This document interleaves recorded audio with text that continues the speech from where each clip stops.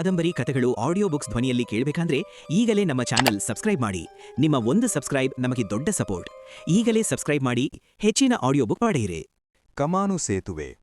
ಅಂಬಳದಿಂದ ಜುಗಾರಿ ಕ್ರಾಸಿಗೆ ಹೋಗುವ ರಸ್ತೆ ಬೆಟ್ಟದ ಕಣಿವೆಯಲ್ಲಿ 17 ಹೇರ್ಪಿನ್ ತಿರುವುಗಳಲ್ಲಿ ಇಳಿದಿಳಿದು ದೋಣಿಹೊಳೆಯ ಸೇತುವೆಯ ಬಳಿಗೆ ಬರುತ್ತದೆ. ಆಳವಾದ ಪ್ರಪಾತಗಳಲ್ಲಿ, ಕೊರಕುಲುಗಳಲ್ಲಿ ದೋಣಿಹೊಳೆಯಲ್ಲಿ ಅಕ್ಷರಶಃ ಕುದಿಯುತ್ತಾ ಹರಿಯುತ್ತದೆ. ಇದೊಂದು ಕಮಾನು ಸೇತುವೆ ಇಲ್ಲದಿದ್ದರೆ ಆ ಕಡೆಯಿಂದ ಈ ಕಡೆಗೆ, ಈ ಕಡೆಯಿಂದ ಆ ಕಡೆಗೆ ಯಾವ ಸಂಪರ್ಕವೂ ಸಾಧ್ಯವಿಲ್ಲ. ಸಾಧಾರಣವಾಗಿ ನದಿಗಳನ್ನೆಲ್ಲ ಸುಲಭವಾಗಿ ಈಜಿಯೇ ದಾಟಿಕೊಂಡು ಓಡಾಡುವ ಕಾಡು ಪ್ರಾಣಿಗಳು ಸಹ ದೋಣಿಹೊಳೆಯನ್ನು ಈ ಭಾಗದಲ್ಲಿ ಈಜಿ ದಾಟಲು ಸಾಧ್ಯವಾಗದೆ ಸರ್ಕಾರಿ ಸೇತುವೆಯನ್ನೇ ಉಪಯೋಗಿಸುತ್ತಿದ್ದುವೆಂದು ಕಾಣುತ್ತದೆ. ಏಕೆಂದರೆ ಕಮಾನು ಸೇತುವೆಯ ಆಚೀಚೆ ಕಡೆ ಆನೆ, ಹುಲಿಗಳಿಂದ ಹಿಡಿದು ಪ್ರತಿಯೊಂದು ಕಾಡು ಪ್ರಾಣಿಗಳ ಹೆಜ್ಜೆಗುರುತುಗಳು ಒದ್ದೆ ಮಣ್ಣಿನಲ್ಲಿ ಮೂಡಿರುವುದನ್ನು ಕಾಣಬಹುದಿತ್ತು. ಉದ್ದಕ್ಕೂ ನದಿ ಧುಮುಕಿ ಧುಮುಕಿ ನೊಲೆಯೇಳಿಸುತ್ತಾ ಸಾಗುವುದರಿಂದ ಸುರೇಶ, ಗೌರಿ ದೋಣಿಹೊಳೆಯ ದಂಡೆಯ ಪಕ್ಕದಲ್ಲಿ ನಡೆದು ಬಂದ ದಾರಿ ಯಾವಾಗಲೂ ಹೊಳೆ ಎಬ್ಬಿಸುವ ತುಂತುರಿನ ಮೋಡದಿಂದ ಕವಿದಿರುತ್ತಿತ್ತು. ಸದಾ ತೇವದಿಂದ ಕೂಡಿರುವ ಆ ಭಾಗದಲ್ಲಿ ಪಾಚಿ ನೆಲವನ್ನೆಲ್ಲಾ ಹೊದ್ದಿಸಿದಂತೆ ಮುಸುಗಿ ಕಾಲಿಟ್ಟಲ್ಲಿ ಜಾರುತ್ತಿತ್ತು. ಸುತ್ತ ಕಿಕ್ಕಿರಿದ ಕಾಡಿನ ಪರ್ವತಗಳು, ತಲೆಯ ನೆತ್ತಿಯಲ್ಲೆಲ್ಲೋ ಅಂಗೈಯಗಲ ಕಾಣುವ ಆಕಾಶ. ಈ ರೌದ್ರತೆಗೆ ಶ್ರುತಿ ಹಿಡಿದ ಹಾಗೆ ನಿರಂತರವಾಗಿ ಭುಸುಗಡುತ್ತಲೇ ಇರುವ ನದಿಯ ಭೋರ್ಮೊರೆತ. ದಂಡೆಯ ಆ ಕಾಡುದಾರಿ ಮನುಷ್ಯರಿಗಿಂತ ಹೆಚ್ಚಾಗಿ ಕಾಡು ಮೃಗಗಳೇ ಓಡಾಡಿ ಆದುದೆನ್ನೂ ಹೇಳಬಹುದು. ಅವು ಮಾಡಿಕೊಂಡ ಹಾದಿಯನ್ನು ಒಳದಾರಿ ಹಿಡಿದು ಓಡಾಡುವ ಮನುಷ್ಯರು ಆಗೀಗ ಉಪಯೋಗಿಸುತ್ತಿದ್ದರಷ್ಟೇ. ಅಲ್ಲಲ್ಲಿ ಜಾರುತ್ತಾ ಅಕ್ಕಪಕ್ಕದ ಗಿಡಮರಗಳನ್ನು ಹಿಡಿದುಕೊಂಡು ತಡವರಿಸುತ್ತಾ 2 ಮೈಲು ಸವೆಸುವುದರೊಳಗೆ ಅಲ್ಲೆಲ್ಲಾ ಹೊಗೆಯಂತೆ ಕವಿದಿದ್ದ ತುಂತುರಿನ ಮೋಡದಿಂದ ಅವರಿಬ್ಬರ ಬಟ್ಟೆವರಗಳು ಮೈಗೆ ಅಂಟಿಕೊಳ್ಳುವಷ್ಟು ಒದ್ದೆಯಾಗಿ ಹೋದವು. ಗುರುರಾಜ ಕವಿಯ ಕಾವ್ಯ ಹಿಡಿದುಕೊಂಡು ಕೆಂಪು ಕಲ್ಲುಗಳನ್ನು ಹುಡುಕ ಹೊರಟರೆ ಇಂಥಿದ್ದೇ ದುರ್ಗಮ ಹಾದಿಯಲ್ಲಿ ಗೊತ್ತುಗುರಿಯಿಲ್ಲದೆ 100 ಮೈಲು ಅಡ್ಡಾಡಬೇಕಾಗುತ್ತದೆಂಬ ಯೋಚನೆಯಲ್ಲಿ ಅವರಿಬ್ಬರೂ ಒಬ್ಬರನ್ನೊಬ್ಬರು ಕಿಚಾಯಿಸುತ್ತಾ ಛೇಡಿಸುತ್ತಾ ಬರುತ್ತಿದ್ದಾಗ ಅಲ್ಲಿ ಬಂಡೆಯೊಡನೆ ಬಂಡೆಯಾಗಿ ನಿಂತಿದ್ದ 2 ಕಾಡಾನೆಗಳನ್ನು ತೀರಾ ಹತ್ತಿರ ಬರುವವರೆಗೂ ನೋಡಲೇ ಇಲ್ಲ.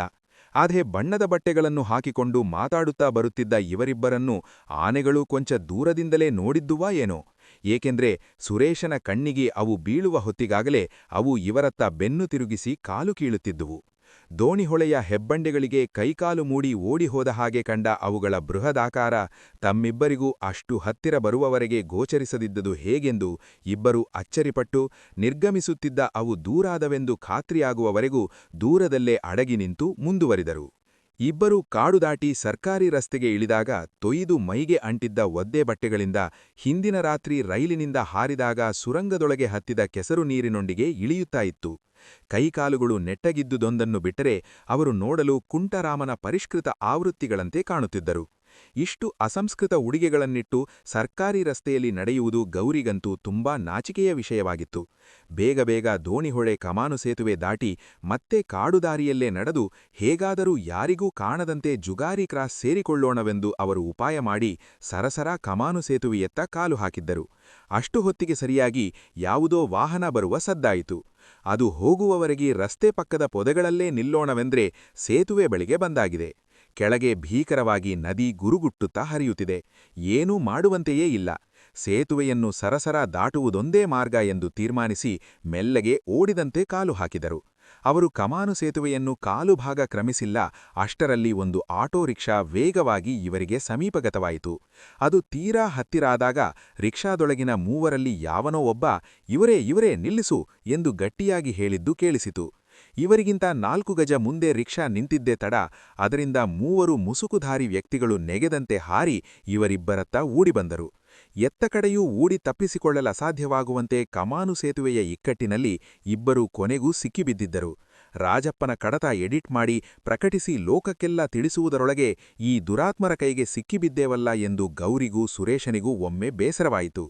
ಏನು ಮಾಡ್ತಾರಿವರು ನೋಡೇ ಬಿಡೋಣ, ನಡೀರಿ, ಬೆಸ್ಟ್ ಆಫ್ ಲಕ್ ಎಂದು ಗೌರಿ ರೈಲಿನಲ್ಲಿ ಧುಮಿಕುವುದಕ್ಕೆ ರೆಡಿಯಾದ ಹಾಗೆ ಸಿದ್ಧವಾಗಿ 1-2 ಹೆಜ್ಜೆ ಮುಂದುವರಿದಳು. ಗೌರಿಯ ಮುಂಡು ಧೈರ್ಯ ನೋಡಿ ಸುರೇಶನಿಗೆ ಒಮ್ಮೆ ಸಿಟ್ಟೇ ಬಂತು.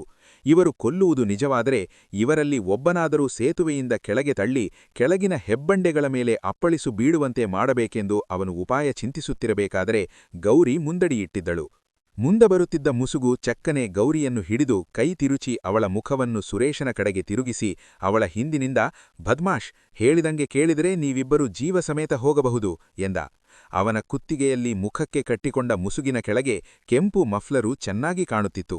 ಗೌರಿಯ ಕುತ್ತಿಗೆಯ ಹತ್ತಿರ ಅವನು ಹೊಳೆಹೊಳೆಯುವ ಚೂರಿ ಹಿಡಿದಿರುವುದನ್ನು ಸುರೇಶನಿಗೆ ಕಾಣುವಂತೆ ಮುಂದೆ ಮಾಡಿದ್ದ.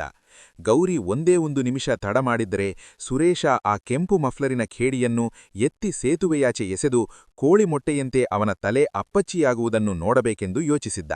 ಗೌರಿ ದೊಡ್ಡದಾಗಿ ಧೈರ್ಯ ತೋರಿಸ ಹೋಗಿ ಈ ಖೇಡಿ ಸೂಳೆವಗನ ಚೂರಿಗೆ ಕುತ್ತಿಗೆ ಕೊಟ್ಟಲಲ್ಲ ಎಂದು ಒಂದು ಸಾರಿ ಆ ಪರಿಸ್ಥಿತಿಯಲ್ಲೂ ಅವಳ ಮೇಲೆ ರುಮ್ಮನೆ ಸಿಟ್ಟು ಬಂತು. ಆದರೆ ಅವನ ಮಾತು ಕೇಳಿದ ತಕ್ಷಣ ಒಂದು ಸಾರಿ ಸುರೇಶನಿಗೆ ಆಶ್ಚರ್ಯವೂ ಆಯಿತು. ಜೀವ ಸಮೇತ ಹೋಗಬಹುದು, ಏನಿದರರ್ಥ? ಹಾಗಾದರೆ ಏನೋ ಚೌಕಾಶಿ ಮಾಡಲು ಬಂದಿದ್ದಾನಲ್ಲವೇ? ಅವನ ಹಿಡಿತ ಬಿಡಿಸಿಕೊಳ್ಳಲು ಕೊಸರಾಡಿದ ಗೌರಿಗೆ ಒಂದು ನಿಮಿಷ ಸುಮ್ಮನಿರು ಎನ್ನುವಂತೆ ಸಂಜ್ಞೆ ಮಾಡಿ ಅವರ ಮೂವರನ್ನು ಒಮ್ಮೆ ತೀವ್ರವಾಗಿ ನೋಡಿದ. ಗಂಗೂಲಿ ಜೊತೆ ಕ್ರಾಂತಿಗೆಂದು ಅಂಡರ್ಗ್ರೌಂಡ್ ವ್ಯವಹಾರಗಳಲ್ಲಿ ತೊಡಗಿದ್ದಾಗ ಸುರೇಶ ಅನೇಕ ರೌಡಿಗಳನ್ನು ನೋಡಿದ್ದ. ಗೌರಿ ಕುತ್ತಿಗೆಗೆ ಚೂರಿ ಹಿಡಿದು ನಿಂತಿದ್ದ ಇವನು ತಣ್ಣಗೆ ಕಾರ್ಯಸಾಧನೆ ಮಾಡಿ ಕೆಲಸ ಮುಗಿಸಿ ತೆರಳಲಿಚ್ಛಿಸುವ ವೃತ್ತಿ ಕೊಲೆಗಾರರ ಮರ್ಜಿಯಲ್ಲಿರುವವನಂತೆ ಕಾಣಲಿಲ್ಲ. ಯಾವೋ ಹಿಂದಿ ಸಿನಿಮಾಗಳನ್ನು ನೋಡಿಕೊಂಡು ಕಮಾನು ಸೇತುವೆಯ ಮೇಲೆ ರಿಹರ್ಸಲ್ ತಗೊಳ್ಳುತ್ತಿರುವವನಂತೆ ಕಾಣಿಸಿದ. ತಾವು ಜೀವ ಸಮೇತ ಹೋಗಬಹುದಾದ ಒಂದೇ ಒಂದು ಕ್ಷೀಣ ಸಾಧ್ಯತೆ ಇದ್ದರೂ ಪ್ರಯತ್ನಿಸಲೇಬೇಕೆಂದು ಅವನಿಗನಿಸಿತು.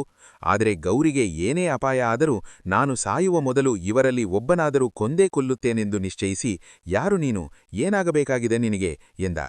ನಾವು ಯಾರು, ಏನಾಗಬೇಕಾಗಿದೆ ನಿಂಗೊತ್ತಿಲ್ವಾ? ಗೊತ್ತಿಲ್ಲದಿದ್ದರೆ ಹಿಂಗೆ ಪ್ಲಾಸ್ಟಿಕ್ ಪ್ಯಾಕೆಟ್ ಹಿಡ್ಕೊಂಡು ತಲೆ ತಪ್ಪಿಸ್ಕೊಂಡು ಓಡೋಗ್ತಿದ್ದೀಯಾ ಎಂದ ಕೆಂಪು ಮಫ್ಲರಿನ ಹಿಂದೆ ನಿಂತಿದ್ದವನು. ನಡುಗೀದಿಯಲ್ಲಿ ನಿಂತ್ಕೊಂಡು ಟೈಮ್ ಕಳೀತೀಯೇನೋ ಎಂದು ಹಿಂದೆ ನಿಂತಿದ್ದವನ ಮೇಲೆ ಕೆಂಪು ಮಫ್ಲರಿನವನು ರೇಗಿದ. ಹಿಂದೆ ನಿಂತಿದ್ದವನು ಮುಂದೆ ಬಂದು ಸುರೇಶನ ಕೈಯಿಂದ ಕರಿಯ ಪ್ಲಾಸ್ಟಿಕ್ ಪ್ಯಾಕೆಟ್ ಕಿತ್ತುಕೊಂಡ. ಪ್ಲಾಸ್ಟಿಕ್ ಪ್ಯಾಕೆಟ್ ಅವನ ಕೈಗೆ ಬಂದ ಕೂಡಲೇ ಕೆಂಪು ಮಫ್ಲರಿನವನು ಗೌರಿಯ ಹಿಡಿತ ಸಡಲಿಸಿ ಕೋಪದಿಂದ ಭುಸುಗಡುತ್ತಿದ್ದ ಅವಳನ್ನು ಸುರೇಶನತ್ತ ತಳ್ಳಿದ. ಸುರೇಶನಿಗೆ ಮತ್ತೆ ಮನಸ್ಸಿನಲ್ಲಿ ಗೊಂದಲ ಶುರುವಾಯಿತು. ಇವರು ನಮ್ಮ ಕೈಯಲ್ಲಿದ್ದ ಪ್ಲಾಸ್ಟಿಕ್ ಪ್ಯಾಕೆಟ್ ಕಿತ್ತುಕೊಂಡಿದ್ದು ನೋಡಿದರೆ ಕೆಂಪು ಕಲ್ಲಿನ ರಹಸ್ಯ ಈ ಕಾವ್ಯದಲ್ಲಿದೆ ಎನ್ನುವುದು ಇವರಿಗೂ ಗೊತ್ತಿರುವಂತೆ ಕಾಣುತ್ತದೆ.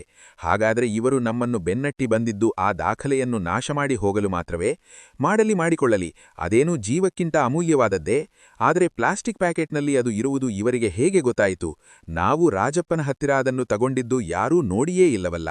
ಇದರಿಂದ ಏನೋ ಅಪಾಯ ಉಂಟೆಂದು ತಿಳಿದೇ ಇದನ್ನು ನಮಗೆ ದಾಟಿಸಿದನೇ ರಾಜಪ್ಪ? ಸುರೇಶನ ಮನಸ್ಸು ಮಿಂಚಿನ ವೇಗದಲ್ಲಿ ಈವರೆಗೂ ಸಂಗ್ರಹಿಸಿದ್ದ ಮಾಹಿತಿಗಳನ್ನು ಹೊಸ ರೀತಿ ಸಂಯೋಜಿಸಲು ತೊಡಗಿತ್ತು. ಅಷ್ಟರಲ್ಲಿ ಸುರೇಶನ ಕೈಯಿಂದ ಪ್ಲಾಸ್ಟಿಕ್ ಪ್ಯಾಕೆಟ್ ಕಿತ್ತುಕೊಂಡವನು, ಇದರಲ್ಲಿ ಏನೂ ಇಲ್ಲ ಬಾಸ್, ಬರೀ ಎಂಥದ್ದೋ ಹನೇ ಕಾಗದ ಎಂದು ಕೂಗಿದ. ಕೆಂಪು ಮಫ್ಲರಿನವನು ಅದನ್ನು ತಗೊಂಡು ಒಳಗೊಮ್ಮೆ ನೋಡಿ 2-3 ನಿಮಿಷ ಅಂತರ್ಮುಖಿಯಂತೆ ಏನನ್ನೋ ಯೋಚಿಸುತ್ತಾ ನಿಂತ. ಅವನ ಮುಖದಲ್ಲಿ ಬೇಸ್ತು ಬಿದ್ದವನ ಮುಖಭಾವವಿತ್ತು. ಅಷ್ಟರಲ್ಲಿ ದೂರದಲ್ಲೆಲ್ಲೋ ಯಾವುದೋ ವಾಹನ ಬರುವ ಸದ್ದು ಕ್ಷೀಣವಾಗಿ ಕೇಳಿಸಿತು. ಕೆಂಪು ಮಲ್ಲರಿನವನು ಸದ್ದಿನಿಂದ ಎಚ್ಚೆತ್ತವನಂತೆ ಸುರೇಶನ ಕಡೆಗೆ ತಿರುಗಿ ಚೂರಿ ತೋರಿಸಿ, ಏನಾಯಿತು, 60,000 ಎಂದು ಕೇಳಿದ. ಯಾವುದು 60,000? ಅದರೊಳಗಿದ್ದಿದ್ದು 1.5 ಲಕ್ಷ ಚಿಲ್ಲರೆಯಲ್ಲವೇ? ಓಹೋ, ಇವನು 60,000 ಎನ್ನುವುದನ್ನು ನೋಡಿದರೆ ಇವನಿಗೆ ಗೊತ್ತಿರುವುದು ನಮ್ಮ ಏಲಕ್ಕಿಗೆ ಹರಾಜಿನಲ್ಲಿ ಕೂಗಿದ ರೇಟನ್ನು. ಇವನು ಕೆಂಪು ಕಲ್ಲಿನ ಖದೀಮರ ಗ್ಯಾಂಗಿಗೆ ಸೇರಿದ್ದರೆ ಇವನಿಗೆ ಅದರೊಳಗಿರುವುದು 1,50,000 ಚಿಲ್ಲರೆ ಎಂದು ಗೊತ್ತಿರುತ್ತಿರಲಿಲ್ಲವೇ? ಅದು ರಾಜಪ್ಪನ ಚೀಲದೊಳಗಿದೆ ಎಂದು ಗೊತ್ತಿಲ್ಲದೆ ನಮ್ಮನ್ನು ಬೆನ್ನಟ್ಟಿ ಬಂದಿದ್ದಾರೆ ಮುತ್ನಾಳರು. ಶೇಷಪ್ಪ ಹೇಳಿದ ಹಾಗೆ ಇವರು ಕೇವಲ ದುಡ್ಡಿಗೋಸ್ಕರ ಬಂದಿರುವ ಕಳ್ಳರು ಎಂದು ಹೇಳಿದ್ದು ಸುರೇಶನಿಗೆ ಜ್ಞಾಪಕ ಬಂತು.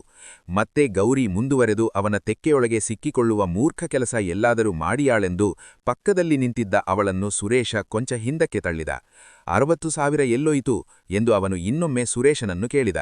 ಅವನ ದನಿಯಲ್ಲಿ ನಿರುದ್ವೇಗವನ್ನು ನೋಡಿ ಚಕಿತನಾದ ಸುರೇಶ ಅವನಿಗಿಂತ ಸಮಾಧಾನದ ದನಿಯಲ್ಲಿ ಹೇಳಿದ, ಅಷ್ಟು ಕೊಟ್ಟು ಅದನ್ನು ತಗೊಂಡೆವು ಎಂದು ಅವನ ಕೈಯ ಪ್ಲಾಸ್ಟಿಕ್ ಪ್ಯಾಕೆಟ್ ನಿರ್ದೇಶಿಸಿ ಹೇಳಿದ.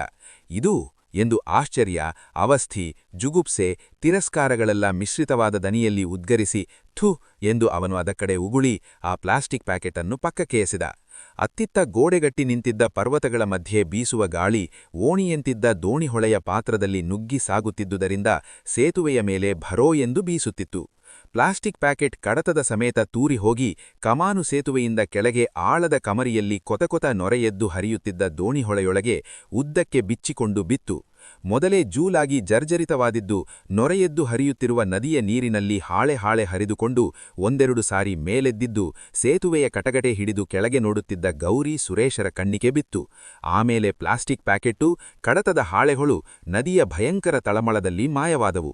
ಹಿಂದುಗಡೆ ಕೆಂಪು ಮಫ್ಲರಿನವನು ಬಸ್ರೋ ಭಟ್ರೋ ಎಂದು ಮಿಕ್ಕವರಿಗೆ ಹೇಳಿದ್ದು, ಆ ಗಾಂಚಲಿ ಸೂಳೆಮಗ ನಿಮಗೆ ದುಡ್ಡು ಸಿಕ್ಕ ಮೇಲೆಯೇ ನನ್ನ ಕಮಿಷನ್ ಕೊಡಿ ಅಂತ ಹೇಳಿದ್ದು ಇದಕ್ಕಿರಬೇಕು ಎಂದು ಯಾವನೋ ಮಾತನಾಡಿದ್ದು ಗೌರಿ ಸುರೇಶರ ಕಿವಿಗೆ ಬಿತ್ತು.